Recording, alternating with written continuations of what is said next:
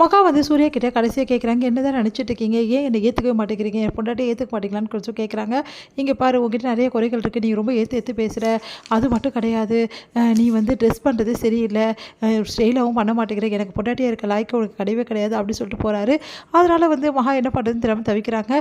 அடுத்து வந்து சரி சூர்யாவுக்கு ஏற்ற மாதிரி நம்ம மாற்றிக்கணும் அப்படின்னு சொல்லிட்டு என்ன பண்ணுறாங்கன்னா, ஸ்டைலாக ட்ரெஸ் பண்ணுறாங்க. அதே மாதிரி சூர்யா கிட்ட ரொம்ப நல்லா பேசுகிறாங்க. இந்த ஆஃபீஸ்க்கும் போகிறாங்க.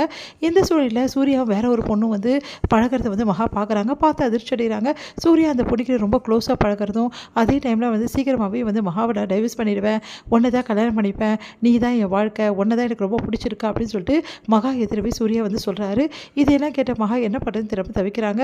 சூர்யா வந்து எப்படி வந்து என் நடிப்பை பார்த்து உன் கூட நான் இருக்க ரொமான்ஸாக இருக்கிற பார்த்து கண்டிப்பாக வந்து அவன் மனசு மாறிடுவா, வீட்டை விட்டு வெளியே போயிடுவா, அதுக்கப்புறம் வந்து என் வாழ்க்கையில் வந்து மகா கிடையாது அப்படின்னு சொல்லிட்டு அந்த பொண்ணுக்கிட்ட வந்து சொல்கிறாரு.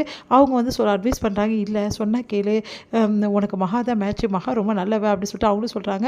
நீ நடிக்க வந்தவ, நீ என் ஃப்ரெண்டு, அதோடு நிறுத்திக்கோ அப்படின்னு சொல்லிட்டு அந்த பொண்ணுக்கிட்ட சொல்கிறாரு சூர்யா. இதனால் வந்து மகா வந்து மன உளைச்சலுக்கு ஆளாகிறாங்க.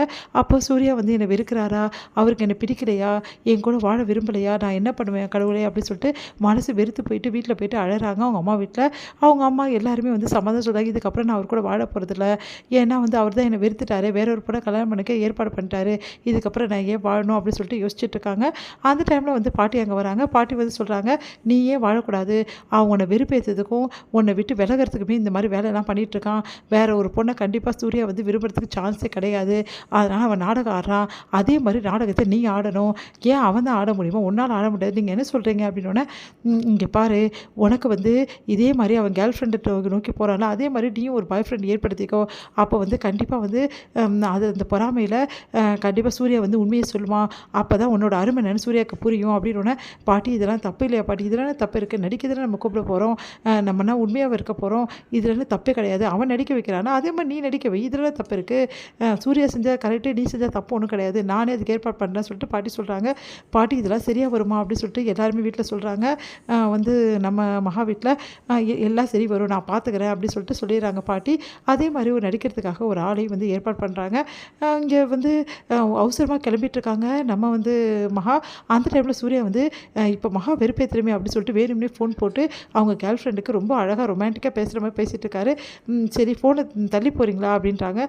என்ன விஷயம் அப்படின்னா, ஃபோனை தள்ளி வச்சுட்டு கொஞ்சம் தள்ளி போங்க, நான் உடனே கிளம்பணும், முக்கியமான வேலைக்கு போகிறேன், நான் ஃபோன் பேசிட்டு இருக்குது கேட்குறியா கேட்கலையா, அதெல்லாம் நான் கேட்டேன், நீங்கள் எங்கேயாவது போய் கொஞ்சிக்கங்க உங்கள் கேர்ள் ஃப்ரெண்ட் கூட, அதை பற்றி எனக்கு கவலை இல்லை, கொஞ்சம் தள்ளி போங்க, எனக்கு வேலை இருக்குது அப்படின்னு சொல்லிட்டு அவங்க பாட்டு கிளம்பி, என்ன இப்போ கண்டுக்கவே மாட்டேங்கிற, கேர்ள் ஃப்ரெண்ட் வேறு சொல்கிறாளே அப்படின்னு சொல்லிட்டு செம்மையாக டென்ஷனாக, இப்போ எங்கே தான் கிளம்புற, ஏர்போர்ட் போனால் முக்கியமான வேலை இருக்குது, எங்கள் மாமா வந்து ஊர்லேருந்து வராரு, மாமானா ரொம்ப வயசானவங்களாம் ஒன்றும் கிடையாது, எனக்கு மாமா முறை, ஆனால் ரொம்ப சின்னவர் தான், என்னோட 2 வயசு ரொம்ப பெரியவர் அவ்வளோதான் அப்படின்ற மாதிரி அப்படியே அதிர்ச்சி, என்ன சொல்கிற, ஆமாம் ரொம்ப ஸ்டைலாக இருப்பார், என்னை கல்யாணம் பண்ணி ரொம்ப ஆசைப்பட்டார், ஆனால் என்ன உங்ககிட்ட எனக்கு உங்கள் கூட கல்யாணம் ஆகிடுச்சு, சரி என்னை பார்க்கணும் ரொம்ப ஆசையாக இருக்கான், அதனால் ஊர்லேருந்து வராரு, நான் முதல்ல ரிசீவ் பண்ணணும், நான் ஏர்போர்ட் போகணும் அப்படின்னு சொல்லிட்டு கிளம்புறாங்க.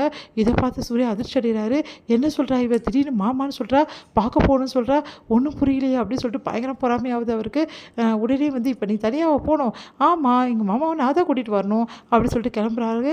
இதை பார்த்துட்டு சூர்யா செமையாக டென்ஷன் ஆகிறாரு.